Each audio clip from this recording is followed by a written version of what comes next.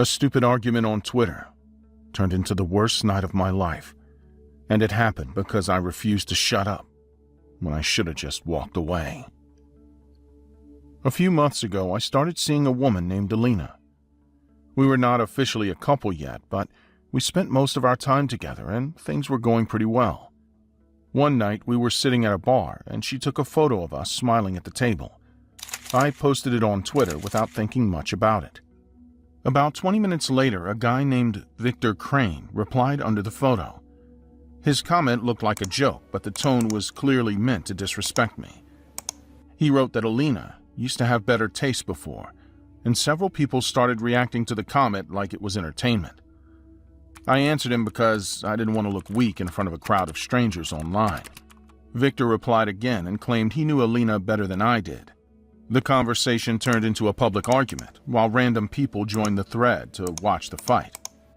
Eventually, he sent me a private message. The tone changed immediately because he stopped joking and started talking like he knew something I didn't. His last message that night told me that if I really trusted my girlfriend, I should check her phone. The next morning, I asked Alina if she knew Victor Kane. She told me he had messaged her months ago trying to flirt with her, but she said she blocked him because he already had a girlfriend. She sounded annoyed when she talked about him, and she told me I should just ignore the guy. I wanted to do that, but the argument was already stuck in my head. Later that day, I opened Twitter again and looked at Victor's profile. It was full of normal posts, gym photos, and pictures of him with a woman who was clearly his girlfriend. I clicked her account and started reading her posts. She looked happy and had no idea that her boyfriend was messaging other women behind her back. I sat there staring at the screen while the message box blinked in front of me. At that moment, I could have closed the page and ended the situation. I probably should have. Instead, I decided to get revenge. I sent her a message telling her that Victor had been sending photos to my girlfriend. When she didn't respond, I went back to the public thread and wrote that Victor liked flirting with other women while pretending to be loyal to his girlfriend. The reaction started almost immediately. Likes and replies kept appearing under the post while strangers began asking questions about Victor. The attention pushed me further because it felt like people were supporting me. Victor eventually replied under the post, and his response sounded calm in a way that irritated me. He told me to relax and stop creating drama. His attitude made me even more angry because it looked like he was treating the whole thing like a joke. Instead of stopping, I tagged his girlfriend in the post so she would see it. I also tagged a few of her friends whose names appeared in her photos. The argument quickly spread beyond the two of us, and more people began digging through Victor's old tweets. He sent me another private message telling me to stop involving her in the situation. I ignored him and wrote another public post accusing him again. I kept tagging more people connected to his girlfriend because I wanted everyone to know what he was doing. Victor's next message sounded different. The calm tone disappeared and he told me I had crossed the line. He warned me that I needed to stop posting before things got worse. I didn't listen. I kept writing and tagging people while hundreds of strangers watched the argument grow. By the evening, the thread had turned into a complete mess. People who didn't even know us were arguing in the replies while others shared screenshots across the platform. Victor stopped posting publicly, which only made the situation feel stranger. I was sitting at my desk refreshing the page when a new private message from him appeared. He wrote that the online post needed to stop because the situation had already gone too far. I answered him with the same aggressive tone I'd used all day and asked what he planned to do about it. A few seconds passed before he replied again. He told me that if I really wanted to settle the argument, we should talk in person instead of hiding behind screens. Then he sent the address of an abandoned steel factory outside the city. For a moment, I stared at the message while the quiet in my apartment made the decision feel heavier than the online argument ever had. I still answered yes. I told him I'd meet him at midnight. The factory looked massive when I arrived that night. Broken windows covered the walls, and weeds had grown across the empty parking lot. I sat inside my car for a moment because the place felt much more serious than the fight we had online. Eventually, I stepped out and walked toward the entrance. The front door was already open, and the inside of the building was dark, except for a weak light hanging above in the middle of the floor. When I walked deeper into the room, I noticed something under that light. A chair stood in the center of the factory. My mother was tied to it. Her hands were bound behind the chair and tape covered her mouth. She started shaking the moment she saw me walk closer. I ran toward her without thinking. Victor stepped out from behind a large machine before I reached her. He grabbed my jacket and pulled me back hard enough to knock me to the floor. The impact made my head spin while my mother struggled against the ropes and tried to scream through the tape. Victor walked toward her slowly and pulled a knife from his pocket. He looked at me with a smile that showed how angry he had been all day. He told me that I enjoyed humiliating people online, and now I was going to understand what that felt like. Victor pressed the knife against my mother's arm while I struggled to stand up again. I shouted at him to stop, but he kicked me in the stomach and forced me back down onto the concrete floor. He reached into my pocket and threw my phone toward me. The device slid across the ground and stopped near my hand. Victor told me to pick it up and open Twitter. When I hesitated, he pushed the blade slightly into my mother's arm, and the pain made her cry through the tape. He told me to write a post saying that everything I had accused him of was a lie. My hands moved across the screen while he watched closely. I typed that I'd made the whole story up and that Victor had done nothing wrong. Then he ordered me to tag the same people again so they would see the confession. After I posted the message, Victor waited until the first replies started appearing under the thread. When he saw the reactions, he looked satisfied. He cut the ropes holding my mother's arms and stepped back and running out of the building. My mother and I left the factory as quickly as we could. We drove straight to the hospital where doctors treated the cuts on our arm and the bruises covering both of us. The police searched the building later that night, but Victor had disappeared before they arrived. By the next morning, his social media accounts were gone. The confession I posted is still online, and thousands of people believe that version of the story because they never saw what happened inside that factory. He leaned in close enough so only I could hear him, and his voice sounded calm in a way that made the threat feel worse than the knife at my throat. Next time you try to destroy someone online, remember how easily I found your family.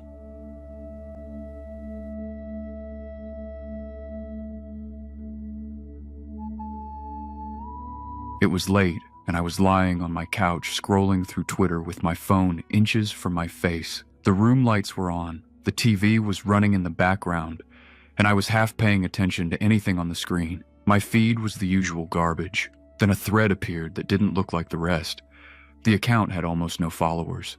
The profile picture was just a black circle. The first tweet said the thread explained how to open a demonic portal using a simple ritual anyone could perform at home. It sounded ridiculous, but it also looked detailed enough that I stopped scrolling. I tapped the thread and started reading. Each post explained a step. It talked about a glass of water, a candle, a drop of blood, and a phrase that had to be repeated several times. The thread also warned that if the ritual started, it had to be finished correctly. According to the posts, something would appear in the room if it worked.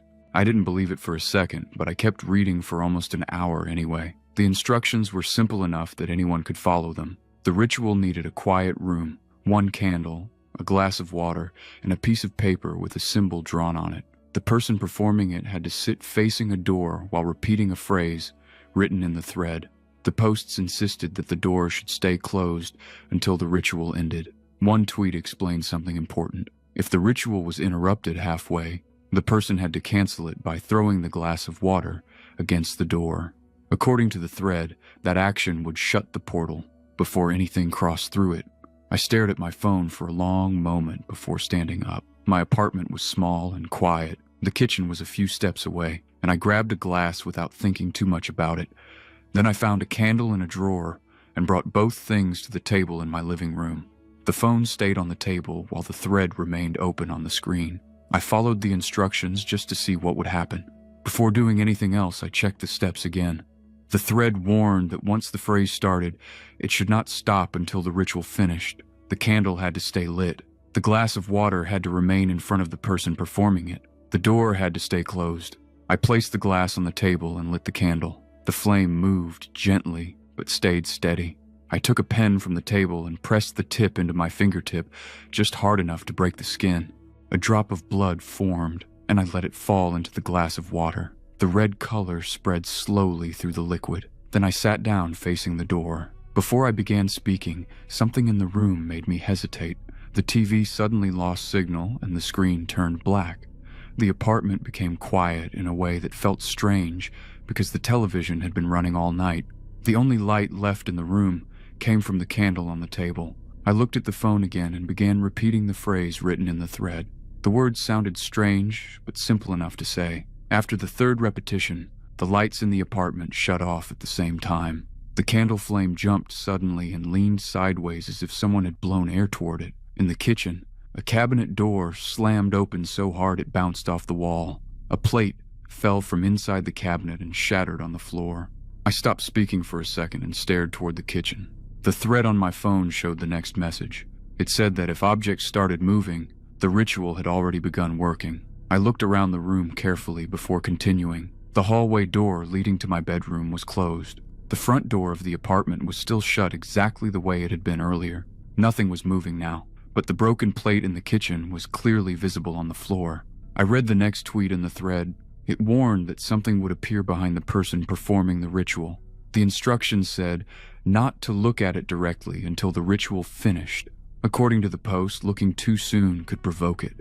My eyes stayed locked on the door in front of me. Before anything else happened, the room became completely silent again. Even the faint sound of traffic outside had disappeared. The candle flame flickered hard and bent sideways, then the front door unlocked by itself. The handle turned slowly and the door swung open with a long creaking sound. Cold air moved through the apartment and pushed the candle flame almost flat. At the same time, something heavy slid across the kitchen counter. Another plate lifted from the counter and flew across the room.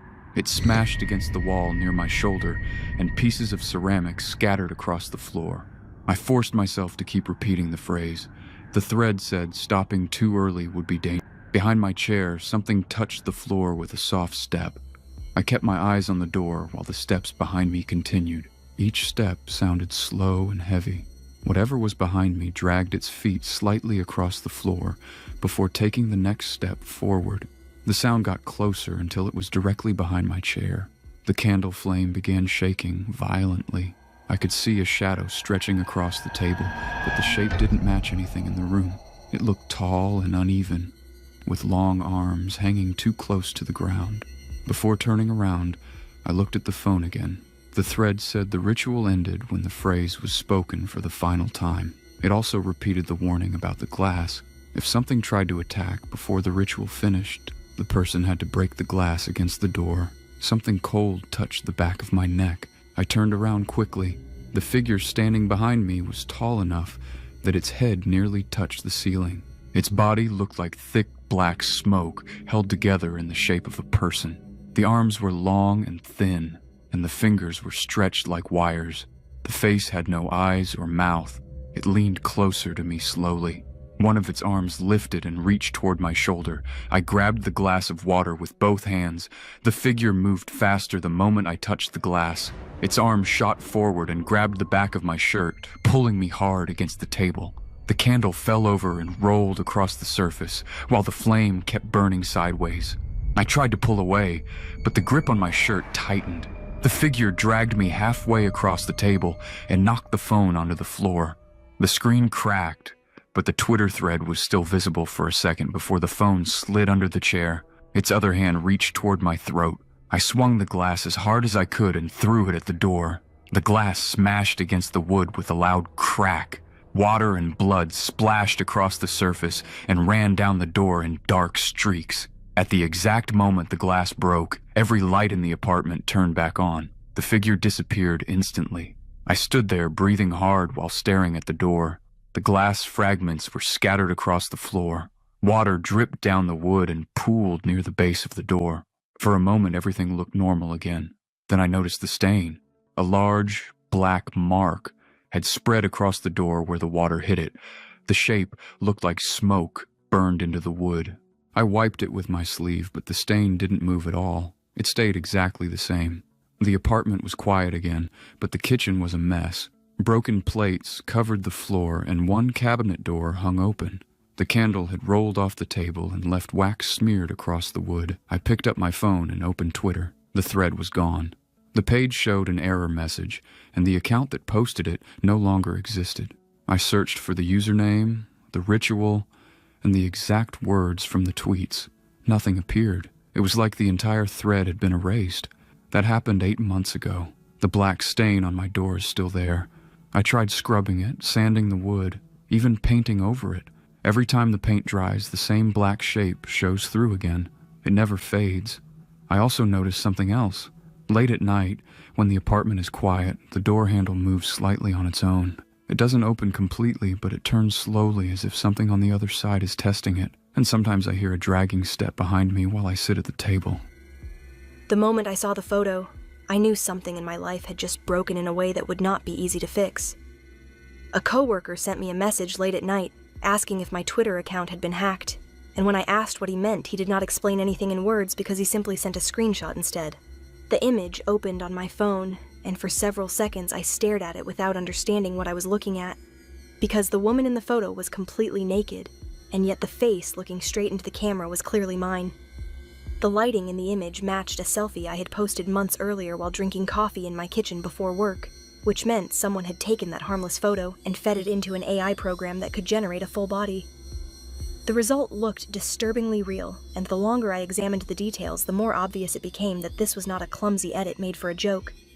The image had been posted on Twitter by an account I had never seen before, and beneath the post, dozens of strangers were already commenting about my body and asking the account owner if there were more photos available.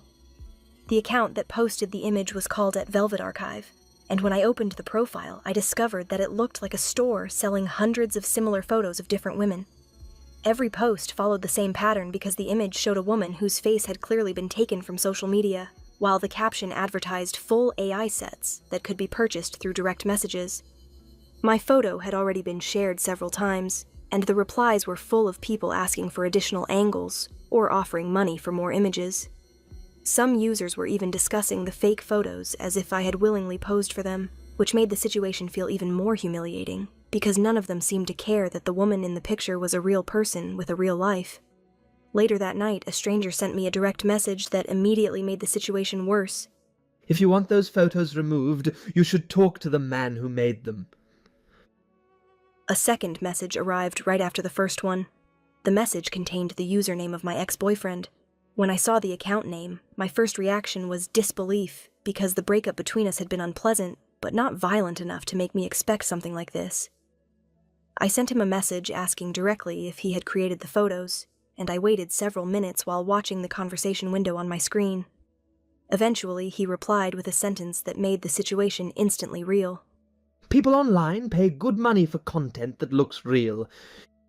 I told him to delete everything immediately because the images were spreading and people had already started sending them to my work email. His response came a few minutes later, and the tone of his message sounded almost bored. It does not matter if I delete them now, because the buyers already downloaded the sets. The next day, the consequences became impossible to ignore, because someone sent the photos directly to the company where I worked. My manager called me into her office and explained that the situation had reached the Human Resources Department, which meant the company wanted me to stay home while they reviewed the situation. Walking out of the building that afternoon felt like watching my normal life collapse piece by piece. The harassment online kept getting worse, and strangers began sending messages asking if I was the woman from the images they had purchased. After several days of panic and anger, I decided to confront Nolan in person, because arguing through messages was clearly not going to stop him. When he opened the door to his apartment, he looked irritated, instead of ashamed, which immediately made the argument louder than I expected. "You used my face to sell fake porn online." He leaned against the doorframe and answered in a voice that sounded defensive rather than guilty. You disappeared from my life without explanation, so I decided to make sure you would notice me again. Our voices grew louder while we argued in the hallway, and several neighbors opened their doors to watch while the conversation turned into shouting. During that moment, I noticed a man standing near the stairwell who had clearly been listening to the entire argument. The man said nothing and did not move closer, yet he continued watching both of us with quiet attention. That made me uncomfortable. Eventually, the argument ended, and I left the building, while the man walked down the stairs and disappeared outside. At that time, I assumed he was just another curious neighbor who had been drawn to the noise. I was completely wrong. 2 days later, I saw the same man again while leaving a grocery store near my apartment. He was standing beside a parked car across the street, and he was looking directly at me without even pretending to hide it. That same night, I received a message from a Twitter account named Collector47, and the first thing he wrote immediately confirmed what I had already started to fear. I bought the full image set that Nolan sold. I told him to stop contacting me, but he continued sending messages that felt disturbingly calm. The pictures were interesting, but seeing you in person was better.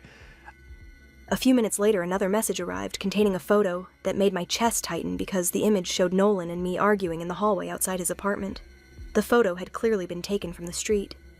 I did not like the way he spoke to you. Later that night, Nolan called me sounding nervous in a way that I had never heard before. He told me that someone had been sending him strange messages about the photos and demanding that he apologize for what he had done. While we were speaking, I heard a loud noise through the phone, followed by Nolan shouting at someone inside his apartment. Then the call suddenly ended. The next morning, I woke up to an email from an address I did not recognize, and the subject line contained a single word that immediately made me uneasy. Delivery. When I opened the message, the photo attached to the email showed Nolan lying on the floor of his apartment with blood spreading across the kitchen tiles. Under the image, there was a short message. He will not sell your photos again. At the bottom of the email, the sender signed the message with the same username I had seen the night before. Collector47. Another email arrived the next day containing a second photo that showed one of Nolan's severed hands placed on a kitchen table. The message below the image simply read, "More emails followed during the next days. Each one contained another body part. Each message carried the same signature. The police contacted me after my ex's neighbors reported a terrible smell coming from his apartment, and investigators asked many questions about our relationship and the harassment connected to the fake images. I explained everything about the Twitter account, the AI photos, and the man who had begun messaging both of us online. They wrote down the information and promised to investigate the digital accounts involved. Yet the process moved slowly because the profiles had already disappeared from the platform. The emails eventually stopped, and for a while I believed the situation might finally be over. Months later, I opened Twitter again because curiosity slowly replaced fear. Before searching my name, I sat quietly at my desk, wondering if the images were still circulating somewhere online. The search results appeared on the screen a few seconds later. The account at Velvet Archive was gone, but another account appeared instead. The username was Collector47. The newest post had been uploaded only minutes earlier, and the image attached to the tweet showed me walking down my street earlier that afternoon. The caption beneath the photo contained a short sentence that made the entire nightmare start again. I am still collecting.